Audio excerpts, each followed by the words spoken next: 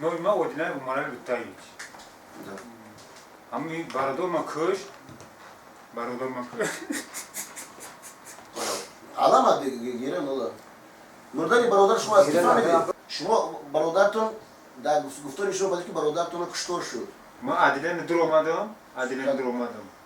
Гуфт одинай Махмудло, мы аймор чума ковазома. Adili polisiye bir otoda. Ho. Амже дромадам гуфт одинай Махмудло кия мы гуфтум бра. Гуфт ине ковазома деге аймор мур. Аму $2 мам нишон дадам мужа. Tamam diye ne dedim mi oldu ya? Şuma dar holat yapıyor ki barodarayı şuma ruzi nuhum bego saati bistiyar bu da bu khim yaraftan.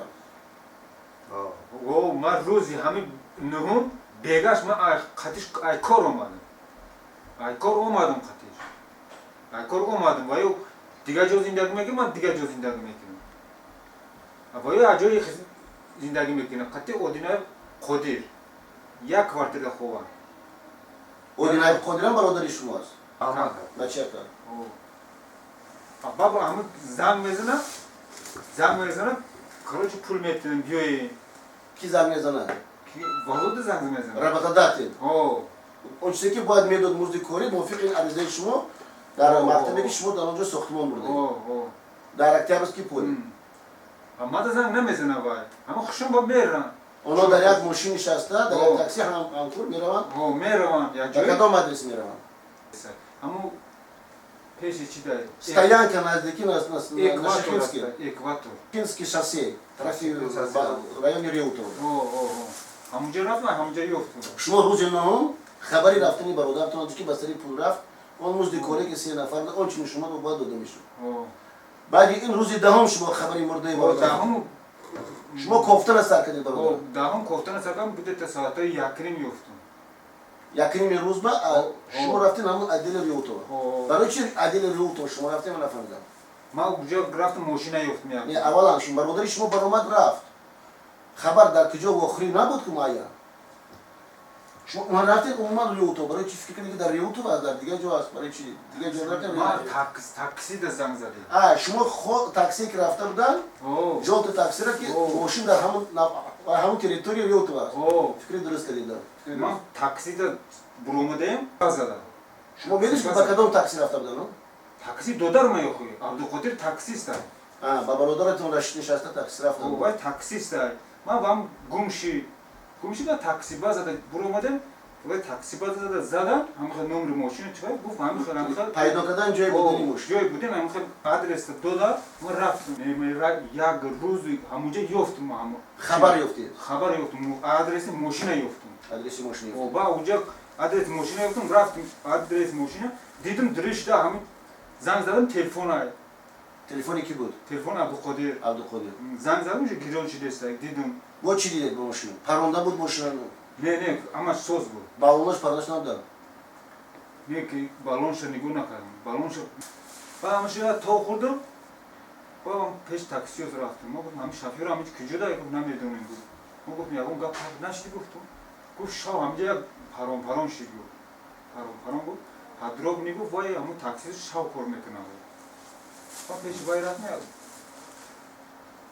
Uzbaça bu da guf hamca guf set çoğ tara guf zadan şav. Ya da skor kategori. Setişin naruşun kategori. Taksiz ma da hamı yıkaygo. Var ma rast hamı skor yıkıp ma skor repuştu da sarkar. Hamı kızaştı ki odamur skor kıcıda ku hamı ta hamı deme ha skor durumada raftım. Skor durumada raftım. Ma kutma hamı xel odam kofta gaştam. Bu kigo mu bu odine mahmadlo. Bu takihnet bu. Bu kakiga bu abil zafariz. Duyum şahsiki برای انیمات خوب است. از همین 4 نفری برادر. Abil Zafar. Bu Abil Zafar hasta ica. Abil Zafar hasta ico. Ben durmadım Abil Zafar'a dedim. Vaziyet dedim vaziyet bezi. Bu diga bahçe oku bu Mahmudlu katı na o hamle gaştı. Ben ucu kırışa raftı gel. Mişara kofta barادر شما که با زبان روشی میشه. O madem ku famuca o madem ku Миша кто такой? Как? Миша кто я? Барادر شما О, кума Михаил. Бахмура задьян. Zadanlarına zemine. О, зади, ёшам ҳамашам талба задия. Ба ма гуфтум Муҳаммадо гуфт намедунам. Исӯсам ба поём фуромадам ба охраннико будан. Охранниковая больница. О, гуфт смертельный умер гуфт. Смертельный умер гуфт, ма гуфтум кто был, гуфт не знаю, гуфт фамилия не знает, не знаю. Ҳамин хел гуфт ки ма тамом кардам. Ба бурuma Адилияне куҷода гуфт, Адилияне бурутар буда. Ҳам одаму пушида рафтам, Адилияне дур омадам. Soat чанда тахминан? Тахминан соатои 4-3 ҳам хел буда, 4-3 ҳам хел буд. Адилияне дур омадам, мо гуфтам ма ҳам хел одам кофта истам. Гуфт фамилия, ҳамон фамилия ҳам хел. Ба рескам дежурни гуфт, Одинаи Маҳмадо куто? Мо гуфтам брат. Гуфт умер гуфт. Вообще ман бовар намекунам. Вай даже сигарет намекашам. Ама гуфтам бо дуташку ҳамиҷа дар гуфт. Дуташ ҳамиҷа дар гуфт допрос дад. Допрос дад. Баб гуфт шумо берун роед. Амир. Ходир ва Амир. Амир. Искандаров Амир. Оно дам дохили будан. Бояд дохили Адилияне будан. Баъд дежурни гуфт шумо беруда бесте. Баъд я ним соат ҷо метем. Баъд ним соат ҷо метем. 1 соат гузашт. Не ҷо наметия. 2 соат гузашт ҷо наметия. Соат 8 шудиста. Охири набуд бо шумо ба бародаронатон. Не, баъд буромад. Шумо дидем ки оно дар дохили будан. Дохилда будам. Баъд бо дуромадам мо гуфтум, ам дежурнам мо гуфтум ма ҳамуро бинам мумкин аст. Мусиқати галза фарадара. Я сказал, дежурному, я могу его лицо видеть? Я его лицо видел. Может он, может не он. Это про двух, которые были еще там. Вот да. Про Ходира и Амира. Амира. Ну ты же их видел. Я Адилияне сказал, вот дежурный сказал, я могу их лицо видеть? Да, видит. Ну ты их на самом деле своими глазами видел? Там глазами внутри видел. Они были внутри, Да, живые да, были. Живые были. Живые Вот были. о чем мы говорим сегодня. Смотри, я сейчас перебиваю, говорю, товарищу. Я начну говорить к тому, что сегодня, может, их живых нету. Но они тогда были живые. Да, живые были. Я оба видел. Вот убит ваш брат, убит третий, пришли за деньги от работодателя получать. Они, вот я сейчас разговор буду вести, ты подумай. Почему я тебе говорю, что сегодня молчание таджиков приводит к тому, что вас похоронят вот так пачками, и все будут молчать. Вас, смотри, вашего брата уже, говорят, передозировка. Вы знаете, ваш брат не курит, читает молитву, не занимается дурной. Сейчас он вам напишет, в Таджикистан привозит бумагу, отдаете, и там скажет передозировка. Знаете, для чего это позор всему, правильно, вашей нации получается. Что вы потеряли самое главное в доме у вас. Нет вашего брата, вы его больше не возвратите назад. Но для того, что надо его отправить, хотя бы те же, которые тоже ваши братья, еще 3 получается. Ну пришли помогать, получается, в открытое поле, стоянка, я все это изучал, ваши правды. Они просто были расстреляны на месте. А потом они были избитыми, потом передавали. И до сих пор, потому что таджики, получается, до сих пор вам не показывают в открытой форме, где они находятся. Еще сейчас будут говорить, а их не было же. Вот вам надо настаивать, что их ты глазами видел своими личными, ты своих... Я видел его дежурный, я на решетке был.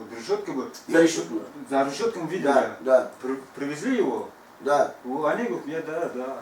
Все, потом... И все, вот сегодня смотрите, вам надо справку забрать у следователя СКП, чтобы отправить тело на родину. 9 числа было убийство, совершено убийство. Факты соответствуют. Люди были задержаны. Куда они пропали, неизвестно. Вам как брату тоже неизвестно. Так Сапар ничего не знает. Завтра будем вмешаться в данном вопросе, я лично перегру вмешаться буду. Потому что вы уже говорили. И бояться вам не надо как. Вот вы как брали 2-го, там 3-го мэру. Молчать не надо, мы с этого мира ничего с собой не заберем. Каримов умер, ушел, ничего с собой не забрал. Миллиард не имел, никому это миллиарды не нужны. А мы потеряли красивого молодого парня, вашего брата. Вот сейчас вы едете похоронить своего брата, да, забирайте. Вы должны говорить, да, я возвращаюсь и буду в суде, этих преступников надо найти. Даже если были ваши братья преступниками, расстреляны были на одном месте, да, но его совершили люди, такого закона нету, расстрелять людей. Они не были преступниками, в том числе ваш покойный брат. Он ничего не продавал здесь. Он пришел за свои заработные деньги, которые работодатель его обманывал. А раньше этот ваш брат его дачу охранял. Понимаете, что жизнь 4 таджиков всего стоила 250 000 рублей. Вот так история нас сегодня толкает, на что идти. Поэтому примите мои соболезнования. Самое главное, ваше мужество, сегодняшний день, мы отправим, там 27 000 рублей стоит тело, отправим, похороним. Там дома вас знают. Но не забывайте самое главное, ваш сегодня именно в первую очередь не барану резать, не корову резать дома, не читать там 40 дней, а ваша задача наказать тех, которые совершили преступление. Так делает чеченцы, так делает ингуш, так делает весь мир, который у них мужество есть. А молчать не надо. Я рядом с вами, не надо нечего вам бояться. Я считаю, это умышленное убийство, созданное убийство, организуя преступные группы, которые убрали. Просто потому что они из Таджикистана. А мне без разницы, что он узбек или киргиз. Он мой брат, близкий. Он кровь, у него есть тоже есть. Нет его. Поэтому наша задача расследовать, добиваться во всех сайтах, во всех газетах, что это преступники были найдены. Понятно как?